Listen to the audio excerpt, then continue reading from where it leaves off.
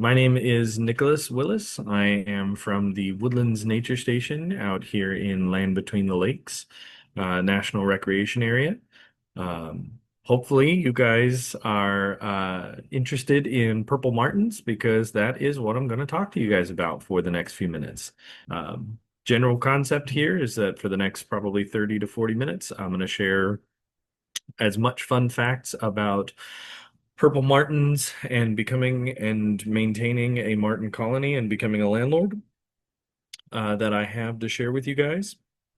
And then most importantly, in my humble opinion, provide you guys with some references to where you guys can find more information and find more tools on how to either manage your existing colony or how to get one started and basically try to empower you to get involved as we go through.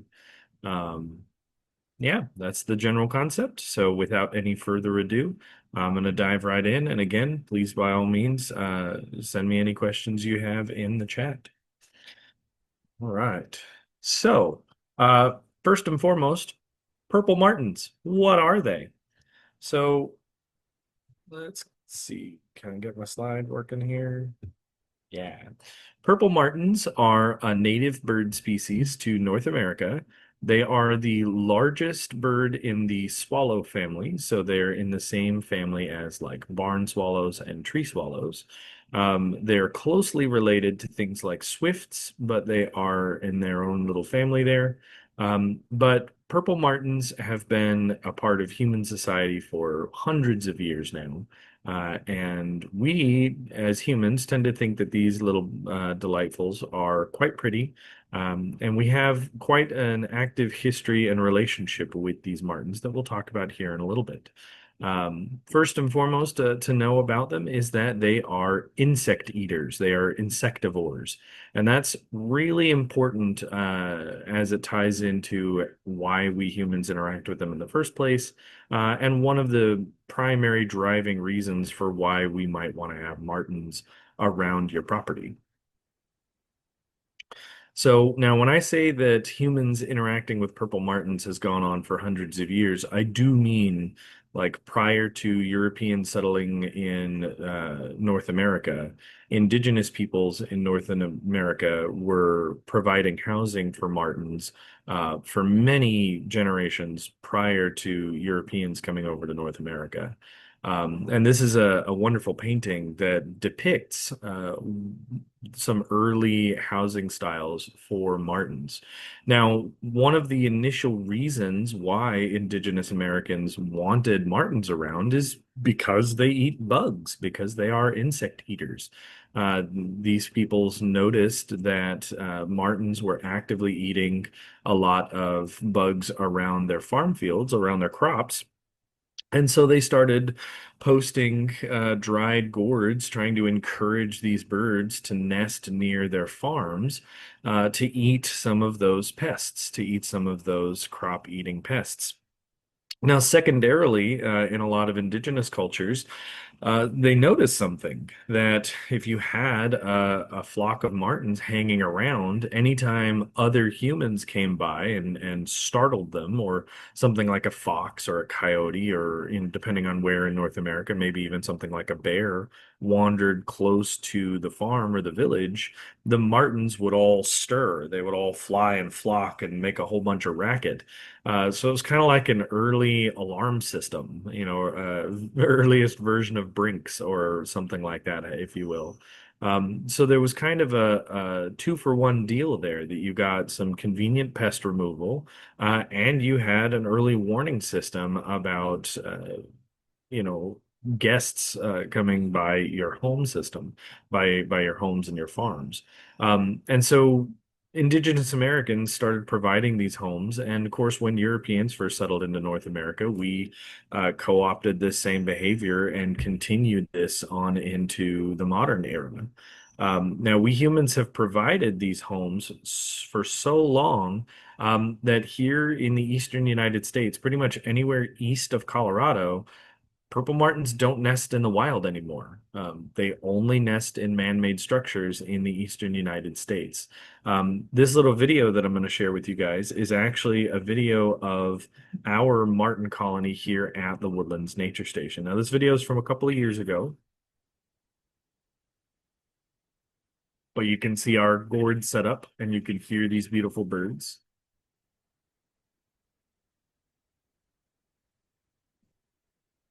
You see how they all scattered and started flying away? That's because a car started coming up the drive as I was filming this video. You can also hear some of the racket. This is definitely in response to me standing there with a camera, but now here at the nature station, we have 40 gourds. Not every gourd gets a pair of martins in it every year, but our colony is 40 gourds strong. Usually we have about 5 to 8 gourds that don't get nested in per year, kind of on average about 5 gourds a year that stay empty. Of course, sometimes it's higher, sometimes it's lower, but in general, we have about 80 or so martins that come by every year. Now, before you consider putting up martin gourds, martin housing, before we even get into becoming a landlord, some things that you should be aware of. Do you live in the martin's breeding range? They breed here in North America, and then they overwinter down in Central and South America. So looking up some of the maps about whether or not you're in one of these flight paths, are you in their overall breeding range? That's kind of important because, of course, if you're not within their normal range, then you can do all the work in the world and still not likely ever get martins. Secondarily, do you have a good location with open flyways? We'll talk a little bit more about that in a minute, but does your property allow you to provide the kind of housing that martins are going to want to look for? They can be rather picky. And then this one is the least important, but still important, which is, are you willing to manage the housing? Are you willing to do some of the least delightful parts of being a landlord, like cleaning the place after the tenants have left, so on and so forth. And we'll talk a bit about each of those as we go through. So purple martins, like I said, breed in the northern hemisphere and then they winter in the southern hemisphere and they cross through Central America in each direction. Um, Anywhere east of Colorado is where these kinds of man-made housing is going to be most important. West of Colorado, they will still nest in the wild, but of course, if you're west of the Rockies, you can still put up martin housing. It's just going to be a little bit more complicated to get them established because, of course, they are still likely to nest in the wild over there. But for definitely here in Land Between the Lakes, Kentucky and Tennessee, we are in a great location for martin housing.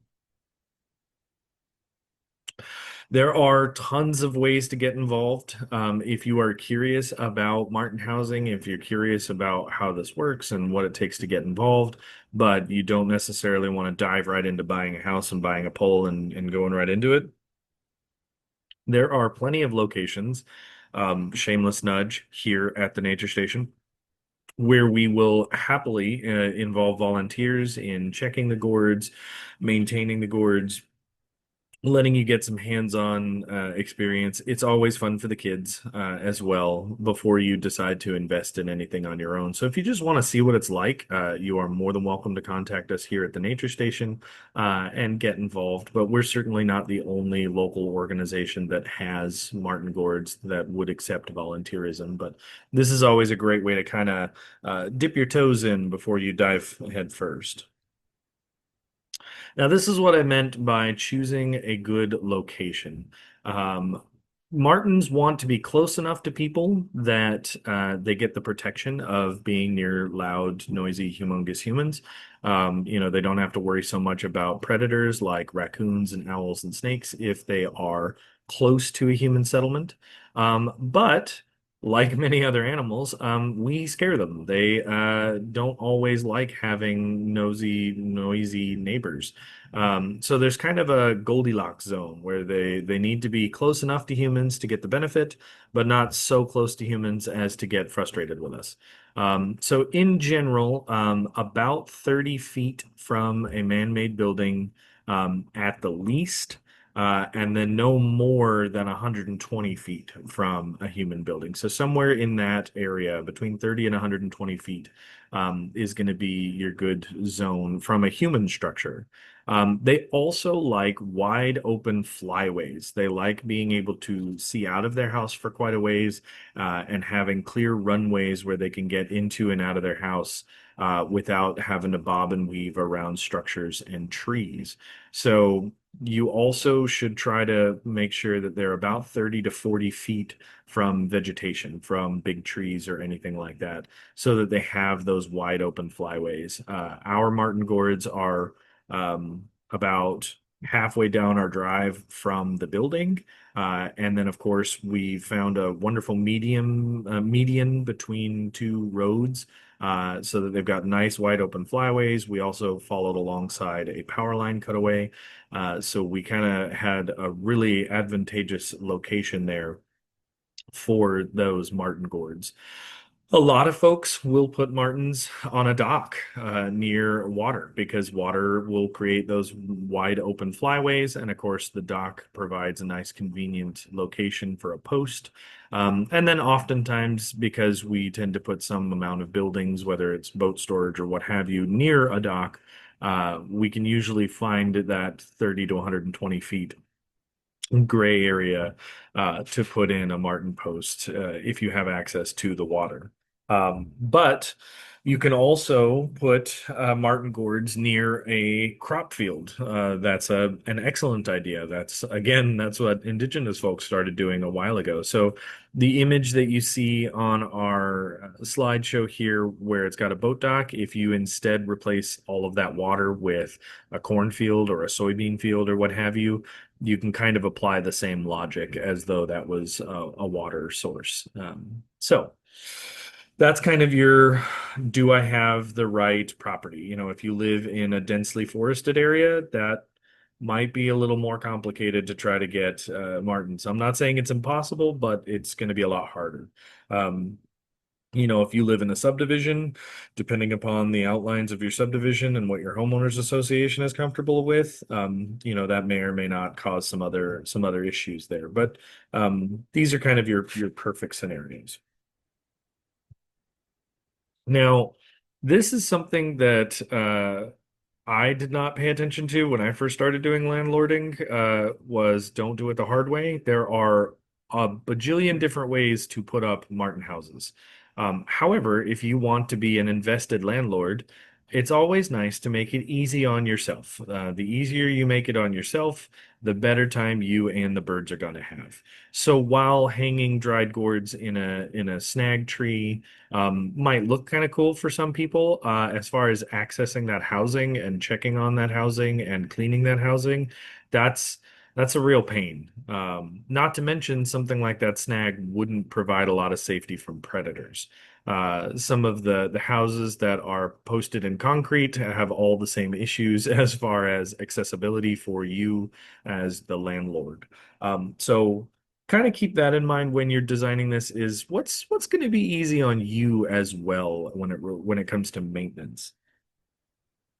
There's a lot of beautiful examples of some really high investment landlording that didn't turn out to be very accessible or easy to work with. So, keep that in mind. If you're going to get invested and you're going to get involved, keep your own sanity in mind. I would recommend looking for any housing that raises and lowers. We've got a series of racks that are on pulley systems. We actually bought them from the Purple Martin Conservation Association, which I'll talk more about here in a little while. But they come with a set of pulleys and a rope system that allows us to lower the gourds when we need to do nest checks or when we need to clean out the gourds or put them away for the winter. And then, of course, it allows us to raise the gourds and put them at bird height. Um, In general, you're looking for anywhere from 7 to 12 feet in height as far as off the ground. That's nice and comfortable for those birds to get in and out of. And there are a ton of different systems out there that allow you to raise and lower the housing. Some of the fancier ones have a nice little winch that you can just twist and turn. That's really easy on the landlord. And then there's others that get a little bit more complicated. They come with like a pin locking system that allows the house to tilt. That's less recommended because, of course, if you're doing nest checks, that'll jostle the young. But if you're just taking the house down in the winter, then there's no young in there at that time. So really, just depending upon what you want to do and how involved you want to get and what works best for you and your strategy, there's likely a system out there for you. But in general, something that raises and lowers really nice and easily allows you lots of access to each of the individual compartments for those birds. And then something that you can raise and lower from that 7 to 12 feet range. Here are some wonderful shapes and examples of hotels, as we call them, where there are multiple uh, houses, multiple compartments in each one of the lodges, in each one of the big houses. But gourds work perfectly fine. Gourds are, one pair of martins is going to use a single gourd, and then that whole gourd is a house. Um, the Purple Martin Conservation Association offers a lot of different gourds. One of the biggest providers of gourds is a company called Troyer. That's actually where we've gotten all of our gourds, which are these heavy duty plastic, these heavy duty PVC or propylene style gourds. They're very resistant to the weather. They stand up to a lot of punishment. Ours are, oh heavens, 15, 20 years old. Some of them are a little bit older than that, and they're still holding strong. That's uh 20 plus summers in the heat and in the rain and in the storms. And then of course we bring them in the winter, but they've put up with a lot of abuse and a lot of martins coming in and out. And then a lot of these gourd designs also come with an access window where you can check on the nests. That's also for convenient cleaning at the end of the year. So there's a lot of available gourds out there. If you want to go, a classic style and actually like dry a gourd, like the plant, and hollow that out, there's some systems out there. There's some rack systems that are made to kind of work with that. There's also some adapters, these plastic adapters for lids and things that can be used with dried gourds if you want to get really classic with it. But really, it's just, how involved do you want to get? What kind of housing suits your style, suits your homestead, suits your landlord preferences, etc. If you choose to get involved in the conservation of purple martins, so the conservation isn't just putting up housing. Of course, that's the big one. That's the biggest part is putting up the housing. But we typically will also do what's called Project Martin Watch, meaning that we actually record how many gourds we put up. We record how many birds actually come and nest in them. We record how many babies they have. We record all of this information and then we turn it in to the Purple Martin Conservation Association at the end of every season. And you can absolutely get involved in that. It's all of the materials are available on the website that I'll show you here before we end. Another thing that is very important should you choose to landlord for purple martins is protecting from predators. Snakes and raccoons are the biggest predators of either adult martins or their eggs.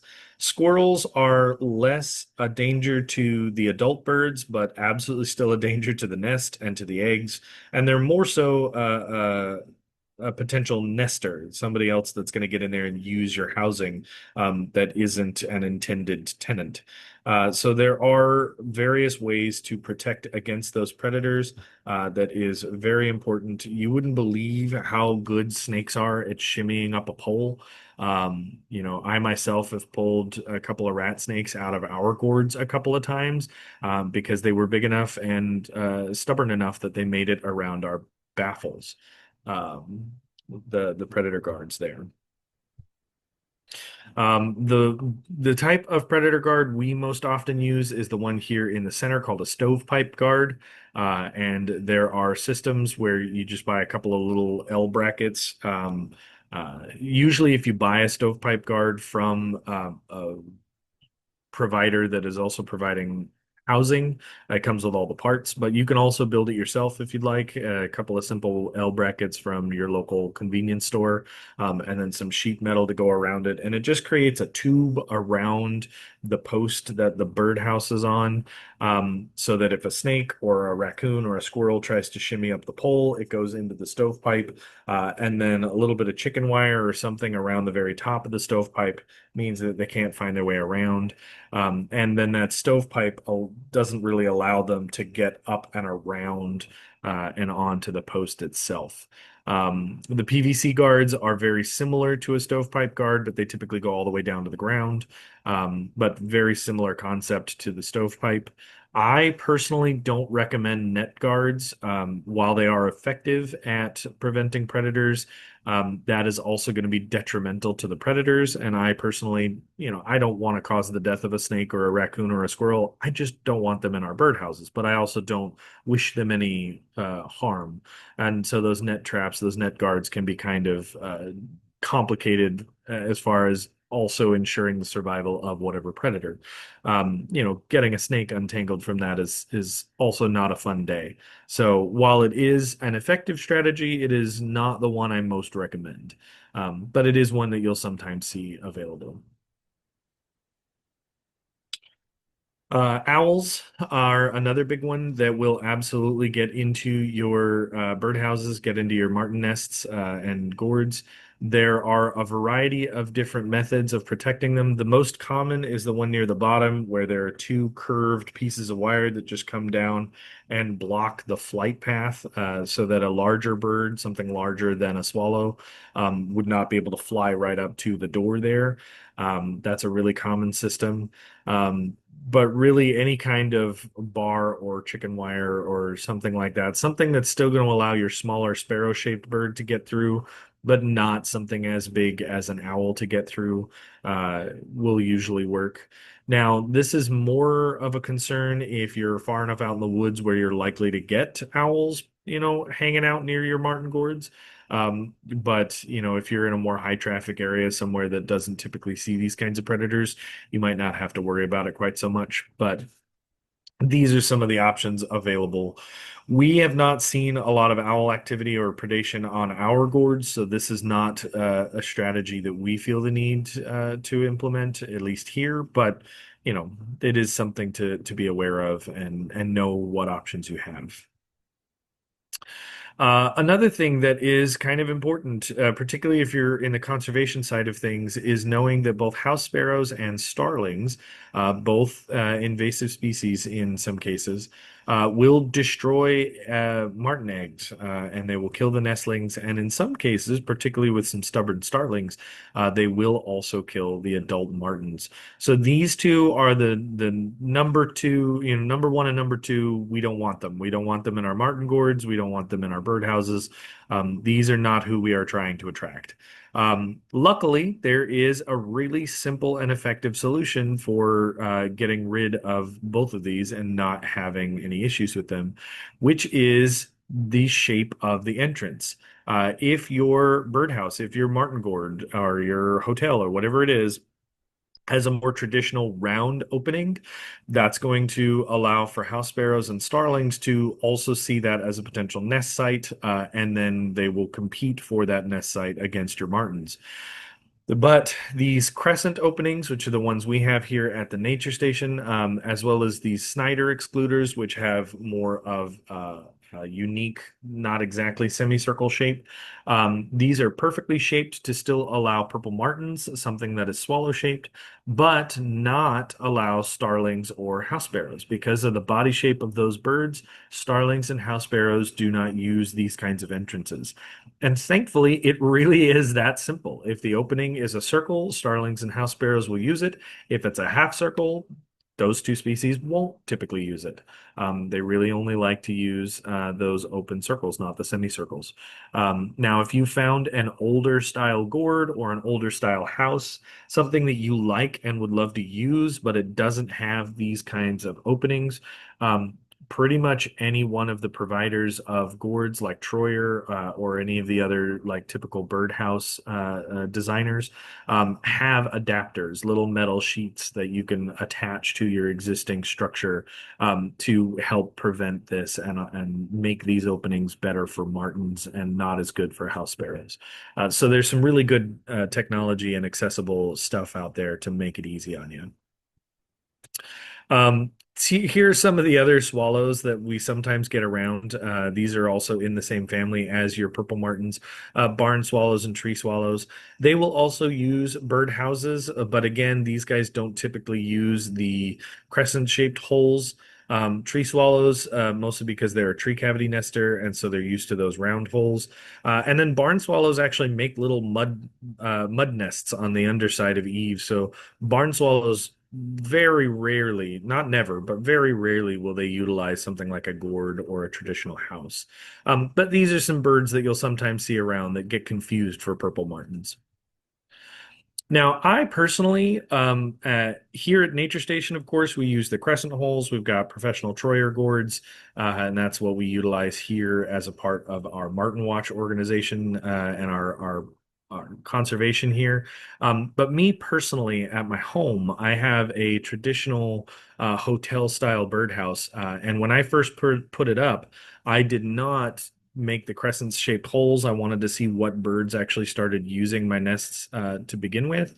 And I unfortunately did not attract martins, but I did attract a couple of house wrens and a couple of eastern bluebirds that are nesting in my little hotel. And no, those aren't the martins I was hoping for, but I also like those birds. So I personally was just perfectly fine with that. And so these are some other native birds that might use some of your housing that are worth looking out for. And of course, if you're very intent on having just martins, then you might have to kick some of these birds out. You might have to remove their nests or something like that. But if you're like me and you're just happy to have somebody home that's kind of neat and fun to look at and fun to listen to, these are some other potential tenants you might look out for. You can also provide other housing for those birds. If you notice that you've got bluebirds hanging around, but you don't want them in your martin gourds, you can always provide them their own little spot and see if you can convince them, no, no, go nest here, etc. Um, Here is an example of an adult male purple martin, which is beautiful. You can see why they're called purple martins. As soon as the light hits them, they get that nice bluish purple shine to them. This is an adult female. This is a second year or sub-adult male, so not fully colored yet. He's just on his second year, but still quite pretty. And then a sub-adult female, so second year female. Now, usually martins start flying back in mid-February. They come up from South America and then they start flying into North America in mid-February. Usually by the 1st of March. I've timed it and just about spring break for local universities and local public schools is about when martins are going to start stopping by in the springtime. So if you would like to have martins, if you want to get them started, or if you have an existing colony, usually by March 1st to March 15th, depending on exactly where in Kentucky you are, you gotta have your gourds up. You gotta have them ready. I usually try to aim for last week of February / March 1st. Somewhere in there is usually when I try to get ours up. Um, Usually they send scouts, which are the oldest martins. Those guys are first, along with a few of the subadults, and the oldest martins that will scout out and they'll kind of settle in, and then about 4 to 6 weeks later, you get your subadults and kind of the rest of the flock. On the purplemartin.org, which is the Purple Martin Conservation website, there is something called the Scout Arrival Study. I'll show you guys that here in a moment. That you can kind of just keep track, see where those guys are, where they're coming up. There are a variety of attraction techniques. Let's say that you by the time you're done here, you're like, yeah, I want purple martins. And you go, you get your housing system, you get your pole, you get it set up. Um, if you start right now in July, nothing's going to happen. You're going to want to put that up in, mid to late February, and have that accessible and ready. Make sure that it's in that Goldilocks zone, close enough to people and also not too close to people.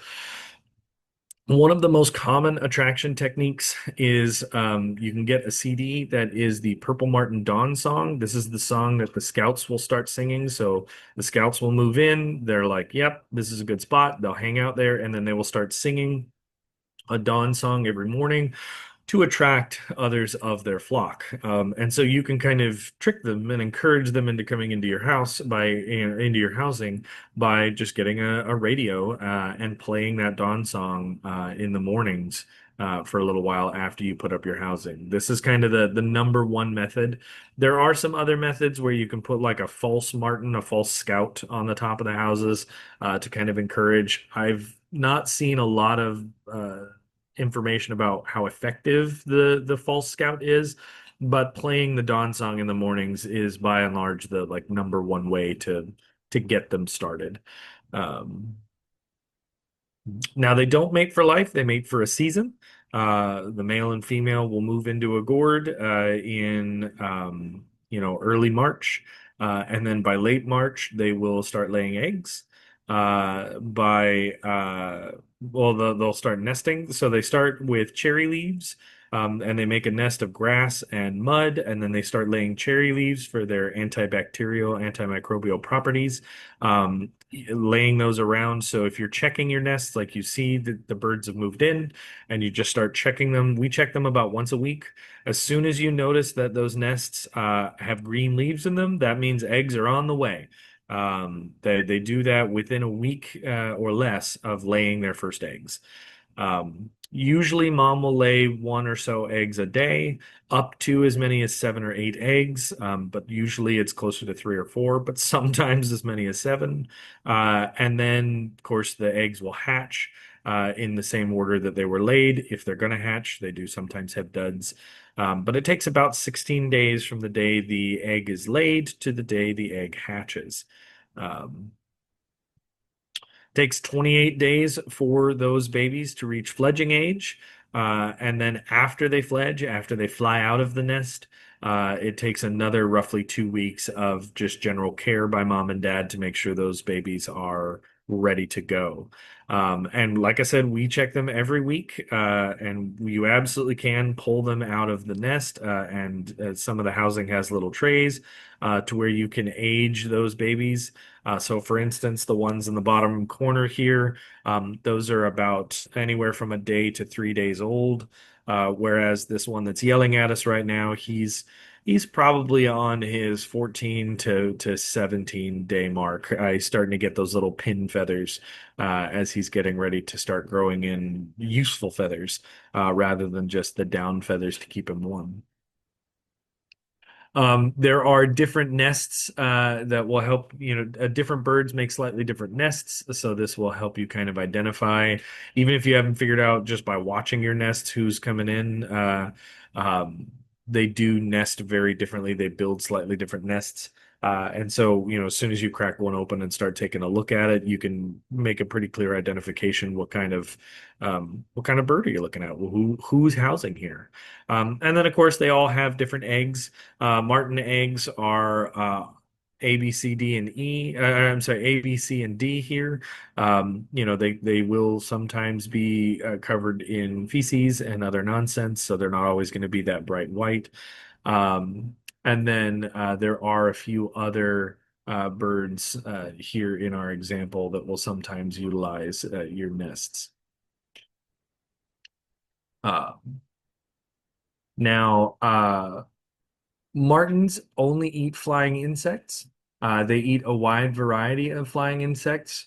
There is some conflicting data out there about whether or not they eat mosquitoes. Typically, they do not eat mosquitoes, mostly because mosquitoes are going to be down here where us and the other things they like to feed on are. And martins are going to be much higher. They're going to be much higher above, around treetop slash above the tree line. So they're not hanging out in the same places that mosquitoes typically hang out in. They will, of course, swoop down to grab food, so it's not impossible, but they're mostly going after your larger flying insects like dragonflies, like katydids, butterflies, moths, those kinds of things. Um, yeah, lots of examples of potential food items: bees, wasps, butterflies, moths, dragonflies. It's always fun to see them munching on a dragonfly, personally. If you are a landlord, your primary goal is just having fledgling young. If you have had young successfully make it to adulthood in your housing, then you are succeeding as a landlord. The average egg success rate, like from egg to fledging, is about 50%. That's kind of the norm. But in a good year, you might get as many as 70 to 80%. Uh, I'm very proud to announce that we are in about the 70 to 75% range most years here at the nature station. Uh, but we have also had a pretty well established colony here for, 20 plus years now. So I can only claim to have maintained what good we are doing. This is certainly not all my work. But yeah, that's kind of the general goalposts. It is always spectacular when you see a large colony of martins. Of course, these pictures are from South America where they're roosting in the winter. They tend to hang out in much higher numbers down there than they do up here in their breeding areas. They tend to space out a little bit more during breeding season, but they are beautiful, beautiful birds and in these huge flocks. There are lots of different places where they roost and they hang out in large flocks. And when I say large flocks, I mean they are large enough that here is a roost around Louisville, Kentucky, that in 2003, when they, flocked, when they left their breeding ranges and started flying around and talking about heading home to South America, they showed up on local radar. There were that many birds in huge numbers that they showed up on local radars as though it was a weather event, which is kind of amazing. Now, by August, they're going to be leaving, so we're actually kind of at the end of their season now. Here in the next 2 to 3 weeks, they are going to be flying south for the winter. Now, again, if you guys are interested in getting involved, there's kind of a bunch of different layers and levels at which you can get involved. You certainly are not required to keep track of the numbers and the nests and turn in all that data or anything like that. You are more than welcome to just put up the housing and see who nests, kind of like I do at home. But if you want to get more involved, there's a lot of potential investment there that you are more than welcome to make. Um, Before we close out for the show, I'm going to pull open the website and show you the Purple Martin website. All right. So here is the website. If you just go to purplemartin.org, this is the Purple Martin Conservation Association. This is where I get a lot of my information. This is where we get a lot of our tools. So if you just go to this website, there's a lot of different ways to get involved. If you would like a refresher, or if you've already forgotten most of the cool fun facts I've shared with you about martins, you can find a lot of that information right here about their biology, about how to identify them, where they migrate to, why you might want to be interested in it. There's some information here about attracting them and general management of your nests, whether it's predators and getting predator baffles, or how to, replace or add new housing or updates to your housing to discourage certain animals. Um, Research, this is the big one I wanted to draw your attention to. If you click on the Scout Arrival Study, and of course, this will be far more useful in February than it is right now. But you can see the map here. This is this year's Scout Arrival Study, and of course, at this time of year, they're everywhere. But this is what I check starting in February. And of course, here in Land Between the Lakes, we're roughly up here about halfway between Benton and Princeton, Kentucky. Once I noticed that there are some scouts around the Nashville, Tennessee area, around Dyersburg, around Union City, those kinds of spots, then I know that in the next week or so, they're going to be here in Land Between the Lakes. So if if I'm having a really busy end of February and I haven't gotten my gourds up yet, then I can look at this and make an educated guess. Do I have days or do I have another few weeks? If they haven't crossed the Alabama, Mississippi, Tennessee line, if they haven't crossed that line, I probably still have about 2 weeks before I absolutely have to have my gourds up.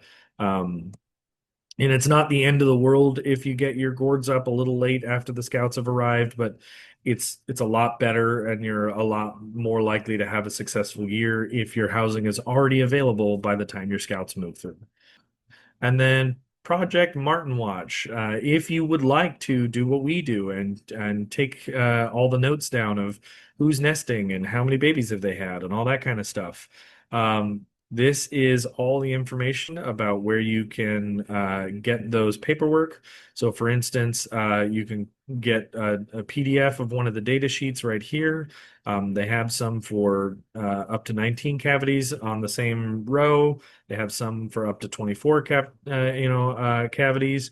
If you're like me and you'd rather do it a little more digitally, they've got an Excel spreadsheet for both PC and Mac. They will update these pretty regularly. This is where you can get all of that information. If you want to get some of the educational tools about teaching about these, if you want to shop for uh, gourds and live traps for interested, species you don't want. Um, all kinds of extra information. All of that is available right here on the website.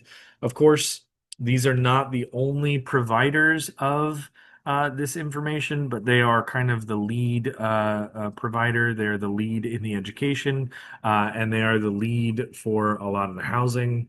But by all means, like I've said earlier, if you don't want to dive right in on the high end and you just want to get your friend, neighbor, grandpa, uncle, whoever gave you an old house and you just want to fix it up and make it available for purple martins, absolutely, you can absolutely do that. Sometimes there are circumstances where people feel like, well, if I don't provide the Troyer gourd with a perfect stand, then I just shouldn't do it. And that's not the case at all. If you want to be like me and you've got a recycled birdhouse and you just want to put it up and see who comes in, that is absolutely still incredibly valuable. But yeah, that's kind of the 411 on it, the 101 of Purple Martins and becoming a landlord. I know I threw a ton of information at you guys. Do you guys have any questions for me that I can answer in the last few minutes? Okay, well, I'll stick around for another couple of minutes, but that's what I had for you guys as far as Purple Martins and getting involved. If anybody is interested in volunteering for either our Purple Martin checks next summer or some of our Bluebird checks that we do here around Land Between the Lakes, you are more than welcome to contact the Woodlands Nature Station, whether it's on Facebook or on the landbetweenthelakes.us website. And we are happy to find ways for you guys to get involved. Again, that website for Purple Martins was purplemartin.org. Um, and yeah, uh, cherry leaves are the number one that we've seen, at least natively around here, mostly because cherry trees, those leaves are chock full of antimicrobial, antibacterial chemicals. So that seems to be what they go for mostly. I couldn't tell you if that's still true up in some of the northern states like, Michigan, New York State, and Maine. I'm not 100% sure, but at least right here in Tennessee and Kentucky, that's the main one that we've seen. Yeah. Well, thank you very much. I'm glad you enjoyed it. Thank you guys. All right. Well, I'm going to call it quits. Again, if you guys have any questions about anything, feel free to look up the Woodlands Nature Station on Facebook or contact us. You can find all of our contact information on landbetweenthelakes.us. Thank you, and I hope you have a good day.